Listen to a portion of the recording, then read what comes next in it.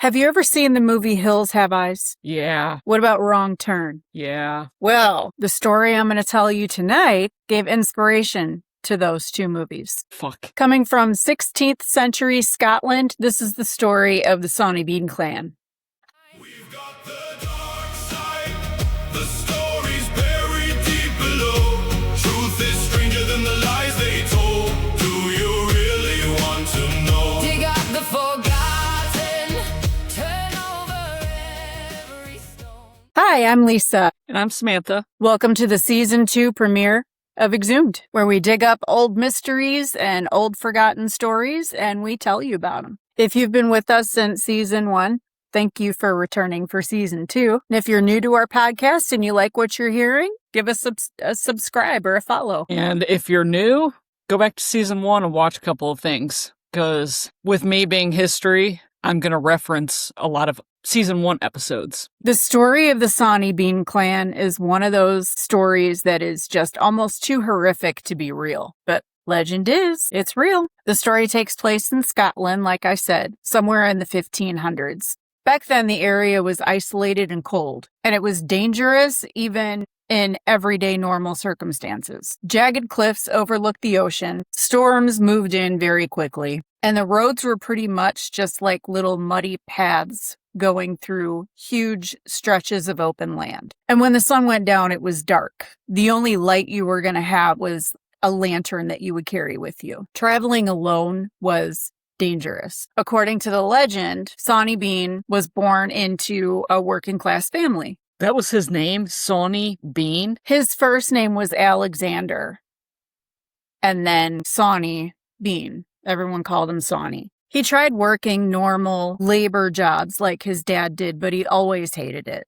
He didn't want any structure. He didn't want rules. He didn't really want much to do with society at all. He didn't want any kind of responsibility. He just wanted to be himself and do his own thing. And eventually he met a woman named Agnes Douglas. A lot of times she was known as Black Agnes. She had a reputation of being unstable and violent.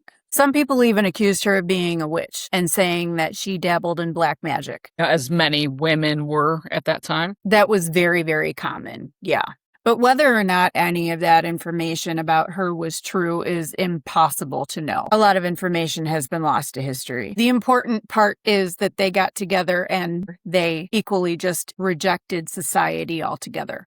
So instead of settling down anywhere and building a normal life, they vanished. They traveled along the Scottish coastline until they found a massive cave in the side of a cliff. The cave was huge and it went really, really deep into this cliff. And the thing about this cave was that at high tide, the water would completely cover the opening. And if you were far enough in the cave, you were safe. You weren't going to drown, but nobody could see the opening. So it was the perfect place. And they made their home there. At first, they likely survived however they could. They would rob people. They would steal livestock, anything they could for food, clothing, and they stayed isolated. But when you stay isolated for so long, you tend to kind of change and forget how to be around people. Become feral. Kinda. The longer they stayed hidden from the rest of humanity, the more detached they became from regular behavior and morality. And eventually, according to the legend, they crossed a line that they couldn't come back from. Somewhere along the way, robbery became murder, and then murder became cannibalism. Nobody knows who their first victim was. Like I said, information lost to time. But somewhere along the way, they realized that a human being could provide everything. They could provide clothing. They could provide any kind of money they had on them, which they wouldn't have really needed. And they could provide food. This is starting to sound like some Ed Gein shit. A little bit. Ed Gein never ate people, though. So Jeffrey Dahmer? Mm-hmm. It goes a little bit past Jeffrey Dahmer. Oh, God. So once they decided that they were actually going to start eating people, after the first time, it just became easier and easier every time they did it, and it just became their way of life. And for a long time, nobody really thought much of people disappearing because people disappeared all the time while they were traveling. They would maybe fall off a cliff and accidentally die, and if you're going to fall into the sea and die, you're probably never going to be found. back in those days at least. People traveling through the area began to disappear. And of course, if you're just traveling through, there are a lot of times that you weren't even missed. Nobody knew who you were. And not a lot of people knew that you had even passed through. So if you were going to disappear, nobody was going to know it. No, especially with that during, the 1500s, there wasn't, unless you were royal, there wasn't very much documentation that that you had a life, especially if you're a female. Yeah. And this was a very violent time in history also. So when travelers vanished, they would vanish all the time due to accidents, illness, robbery, or just bad luck, like I said, falling off a cliff. But eventually strange things started washing up on shore. Human bones, they were picked clean, and it was just segments of the bone, and they were not torn apart. They were cut, deliberately butchered. They were obviously not animal attacks. So fear started spreading through nearby towns. Some people thought it was bandits. Some people still thought it was wild animals, even though there were deliberate cuts in these bones. And sometimes innocent innkeepers were blamed for murdering these travelers because these travelers were last seen at the innkeepers' establishments. Suspicion spread everywhere, but nobody seemed to know where the disappearances were actually happening. Meanwhile, inside the cave, the Bean family was growing. Sawney and Agnes had kids, and then the kids had their own kids, and so on and so forth. The family grew within the family itself. So not only cannibalism, but inbred. Yeah.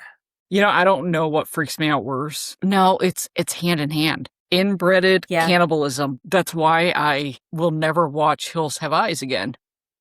Hills Have Eyes. I can't do it. And Wrong Turn. And did you ever see American Horror Story Roanoke? Reminds me a lot of that too. I can't. It's human exactly mutilation. Like human mutilation and sexual assault. I can't do it. Yeah.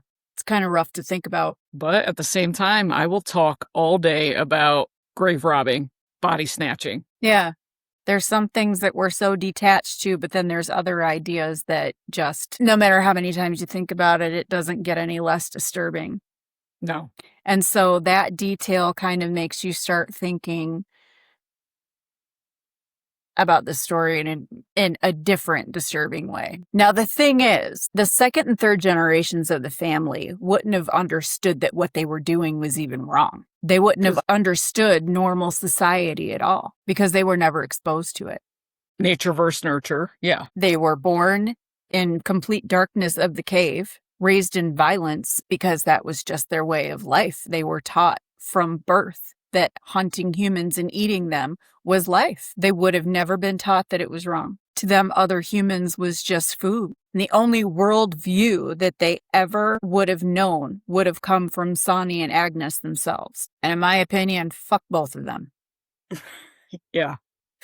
Over time, the family became organized. They learned how to hunt in groups. They would wait near roads and isolated stretches for travelers to come by, and then they would just come out and ambush them. Sometimes they would kill these people right away. Other times they would knock them out and drag them to their cave. Now think about this. You're one of the people that gets knocked out and dragged back to the cave. And then you wake up in this cave. You have no memory of how you got there. You just wake up cold and probably a little wet. And all you know is that you're somewhere near the ocean. You can smell the ocean. You can hear the waves. But then there's another smell too. And you can't place it, but it's a little foul, a little metallic. And then your eyes start adjusting as you're looking around and you're feeling something drip on you. And as your eyes are adjusting, you're looking up and there are things hanging on the ceiling above you and on the walls around you. And the more your eyes adjust, the more you realize that these things are hands, feet, heads. And then you realize what's dripping on you isn't water. And that's what the metallic smell is. So it's skin, the skin remnants dripping. Yeah. Blood. Yeah. And then imagine this. There's a whole family living in that cave. And within like the 20 years that this was going on, the family grew to like 40 or 50 people. And imagine laying there and seeing all of this and realizing what's happening. And then you hear like a weird scraping sound, right? And you hear shuffling, someone trying to kind of crawl closer to you. And you look over and it's this adorable little kid dressed in rags, long, scraggly hair, dirty little face, and you see that this kid's holding something. And you realize it's not a stick, it's a bone. And that scraping is because it's gnawing the rest of the meat off that bone. You know, I'm picturing the kid from Flintstones. Didn't it Bam carry Bam? a bone? Didn't it carry a bone? Yeah, he did. God. But this kid would be sitting there gnawing the meat off this bone, not even realizing how messed up it is, not even realizing, you know, and he's just getting closer to you because he's curious. He's just an innocent little kid, you know, he's not being A hungry malicious. little He's kid. just, yeah, he's just eating. And then you realize that, holy shit, this is what's going to happen to me. This is why I'm here. I'm going to end up hanging up there. He's going to end up chewing on my bones. How terrifying would that be? There's a reason that I don't watch those movies. There is a reason why I've watched Hills Have Eyes only once. Nightmares? You know, cannibalism, whatever. Like, I love my serial killers, but you don't actually see it happening in the movies. And you don't associate it with it being real life. But in Hills Have Eyes, the sexual assault, Yeah. can't do it. Yeah. And the people with all these deformities and disabilities, and then you realize it's because they're an inbred family. Yes. Now, I'm not trying to make this sound like this isn't quite a story about like these poor people, but at the same time, yes, my God, these poor people, you know?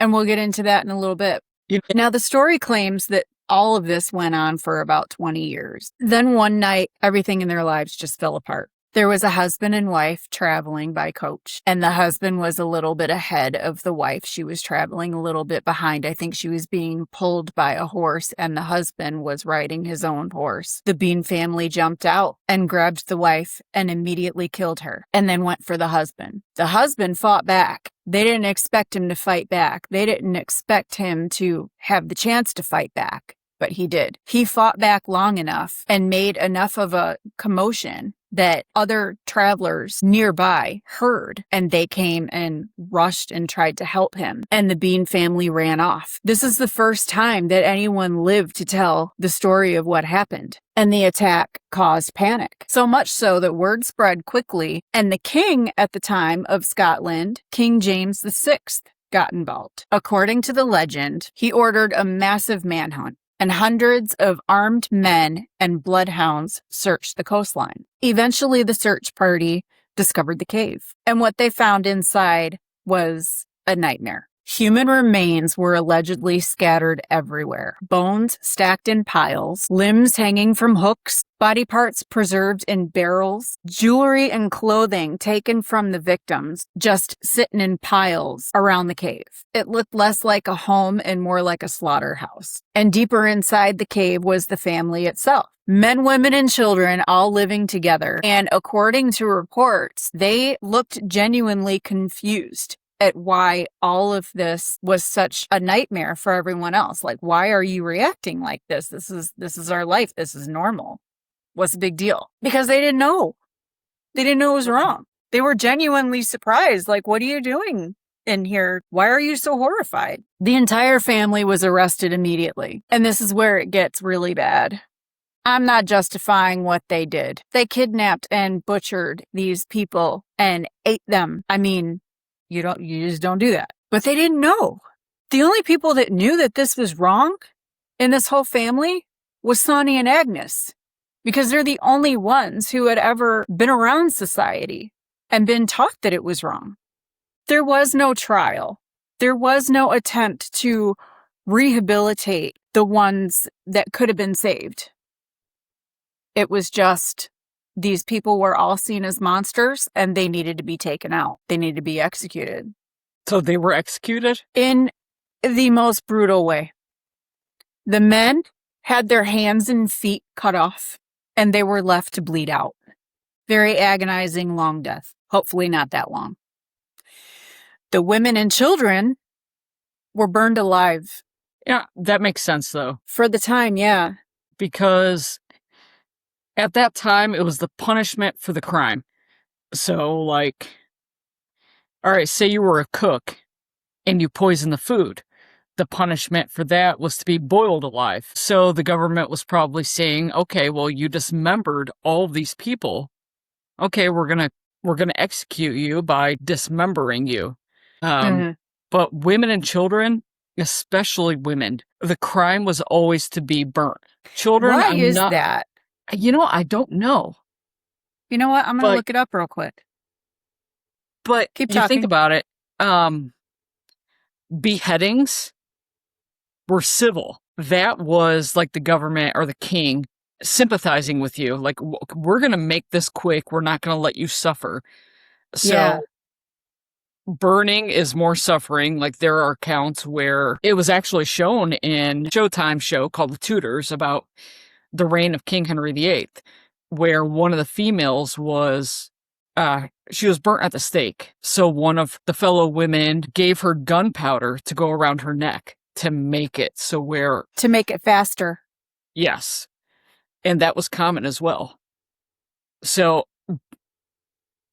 beheading was the fastest punishment. It was, I'm going to show sympathy. Anything beyond that was considered torture. Punishment fits crime. And if anyone wants to know more about like different forms of torture, we've got a episode in season 1 of Tower of London. Yeah, we kind of get into it there. What I found was being executed by fire was symbolic. It was religious symbolism. In Christian Europe, fire was associated with hell and divine judgment and purification of sin. Okay. Well, I know hanging was done in mass groups, kind of like, let's just get this over with. Yeah. The thing is, these poor people. I don't know if Sawney and Agnes were still alive when this happened. I don't know if they were executed. A lot of this information is lost to time. But they were the only ones that knew that what they were doing was even wrong. So imagine doing something your whole life and thinking this is life. This is what we do to survive. And then someone's like, you're a monster, and kills you in the most brutal way. And especially if you're a kid, you're like, what did I do?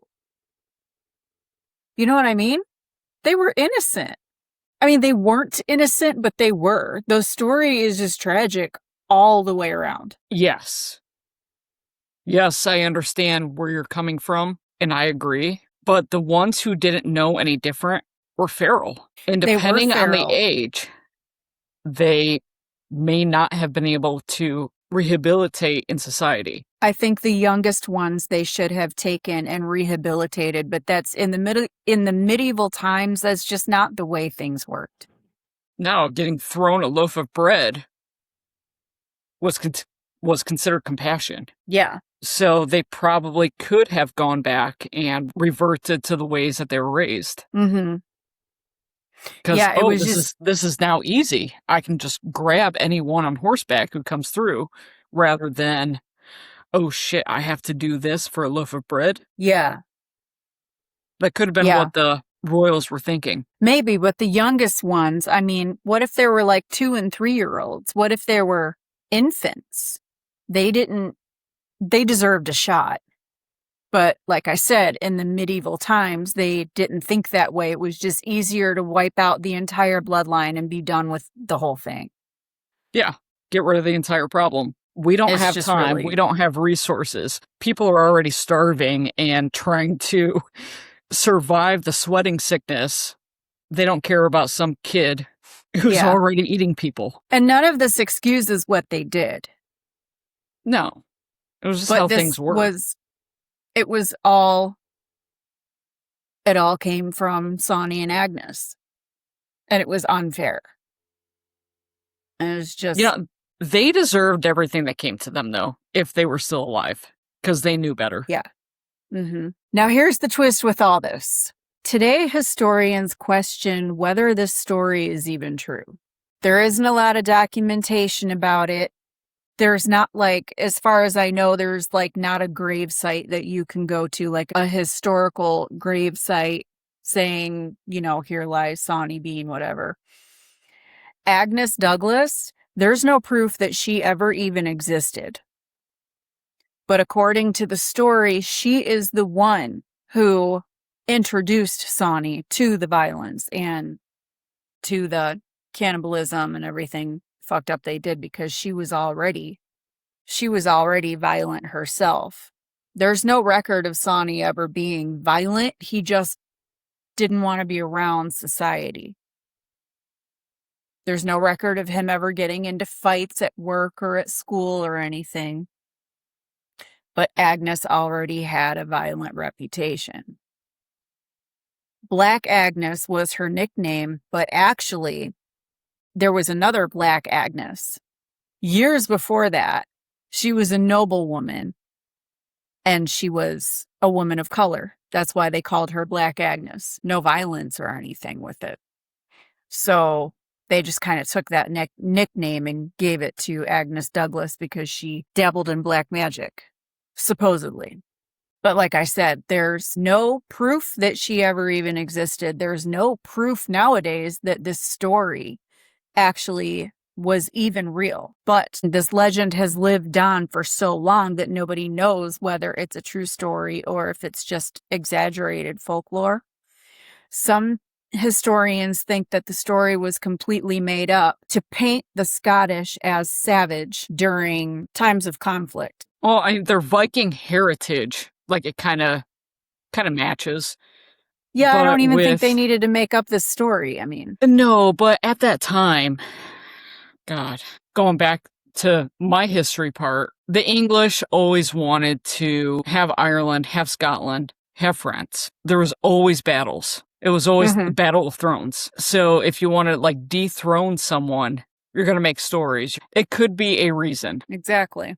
but just like any other times, name calling. However, there are two caves where they argue over which cave it really is. But there are two caves that are believed to be where the Sawney clan lived. Two caves that you can actually see to this day. And at least one of them, you can actually go inside of it if you want to. I don't know if it's a guided tour. I'm not sure.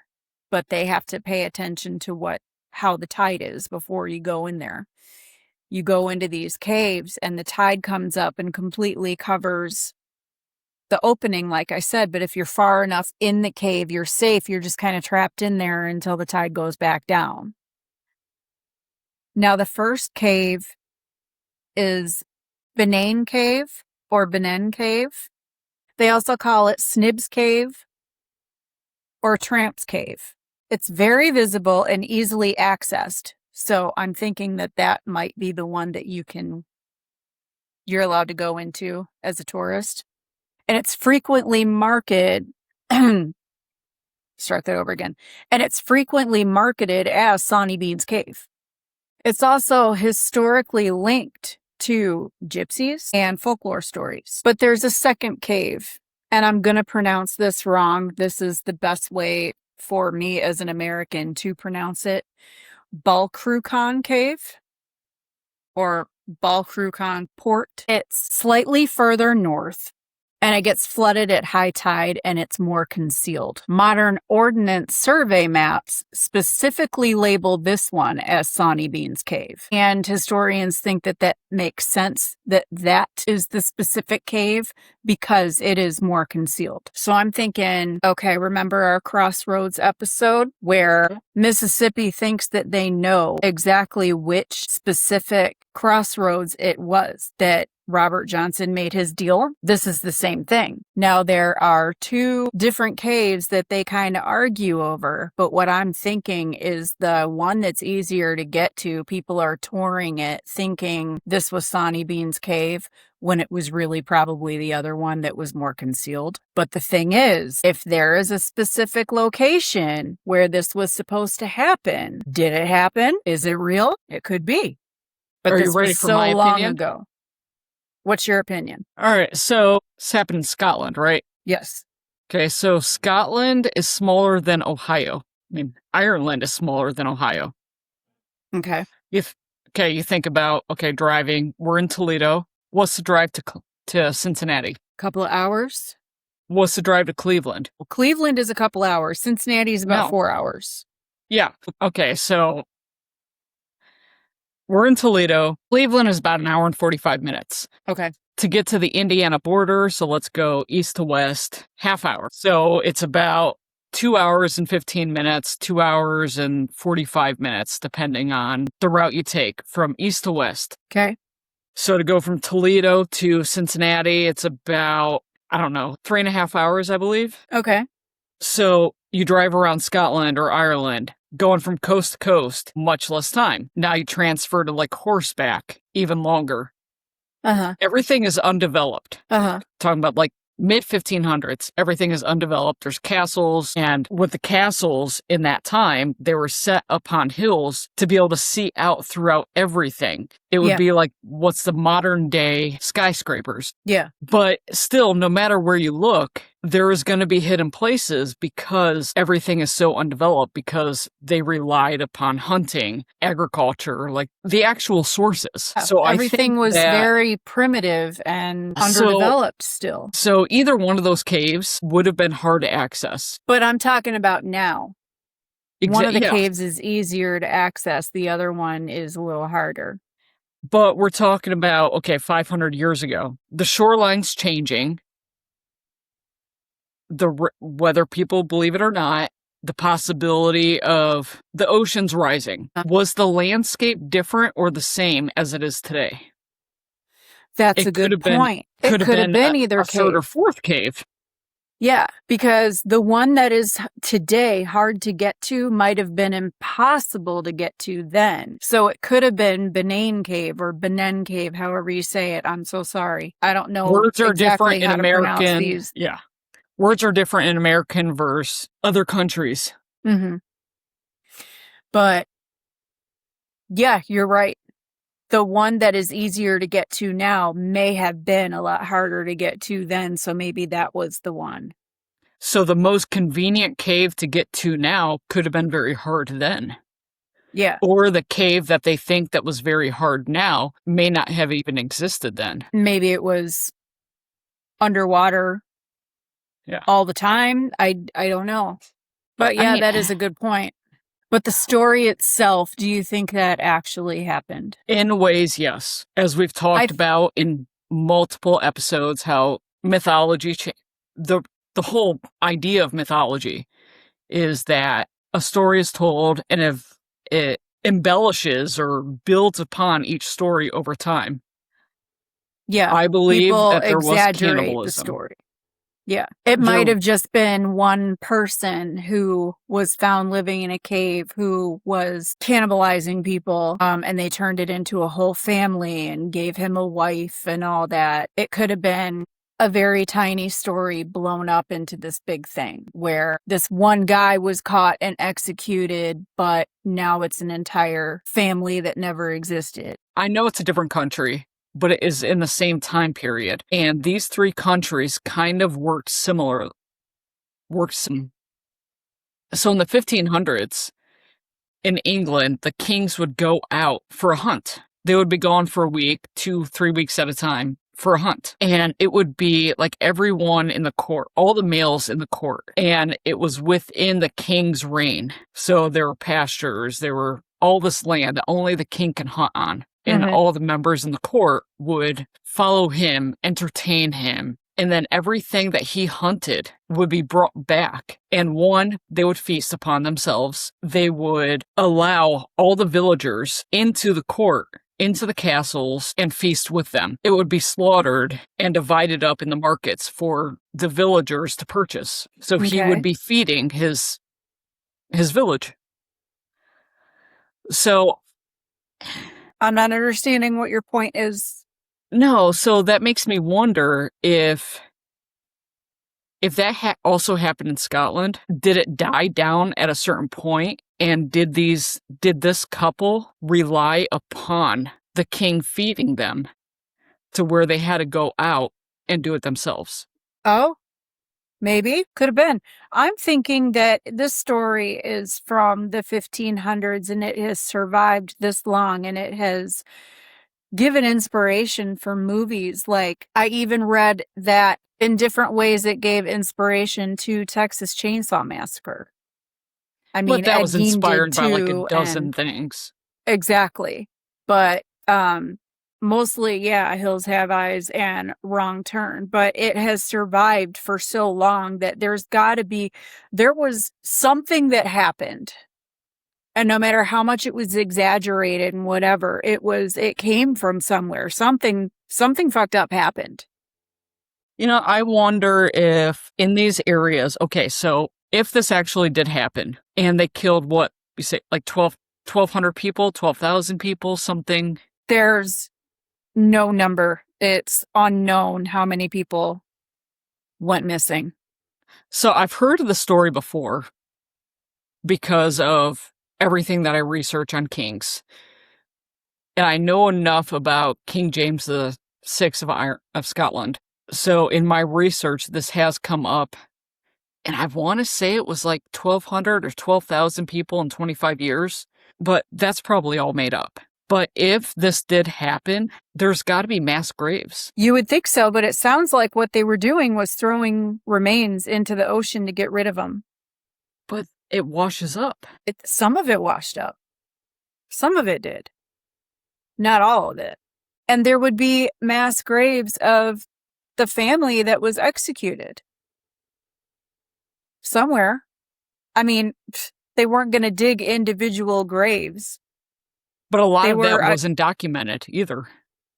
Yeah, a lot of it wasn't. So there's no proof anymore that this ever happened.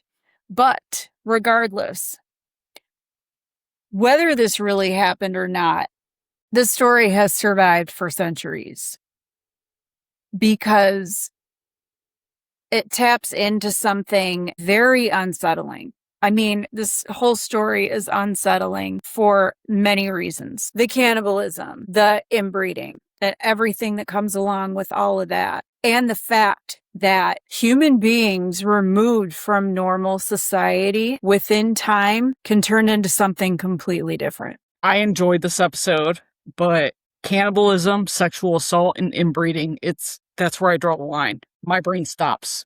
And I go into very dark places. Yeah. I tried to keep this very on the surface with that kind of stuff, and it was really easy since there's really no documentation of specific events or anything like that. So it was pretty easy to keep it surface level disturbing instead of going real deep into anything. But if you're an American Horror Story fan and you have seen Roanoke, that is exactly what I'm picturing, is that family. I mean, it has everything, because there were even because in some versions of this story, they claim to have found human remains in barrels that were actually salted for preservation. That's what they were doing in American Horror Story. They were salting it. But outside of American Horror Story, there are so many different accounts on cannibalism. I mean, look at the Dahmer Party. Yeah. So this stuff really does happen. And no, I mean, it's survival. No, probably. So everyone have a good night. That is it.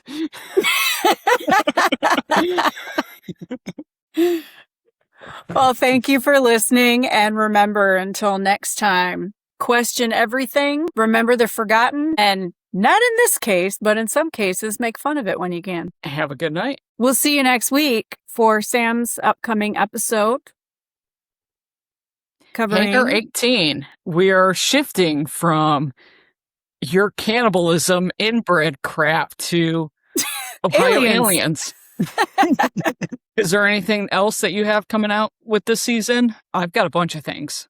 I don't know what I'm going to do next. I don't want to say yet. I think I'm going to talk about the Pied Piper. I no idea what that is, so I guess I'll find out when you talk about it. Yeah. I've been trying to work on El Dorado, the city of gold. It is not what we thought. I've got the most famous cemetery in Paris, the Black Death. I'm going to have a few episodes about vampires this season. And I have one thing to add to it. So stay tuned, and we will see you next week and hopefully weeks after that. Thanks for listening. Have a good night. Have a good night.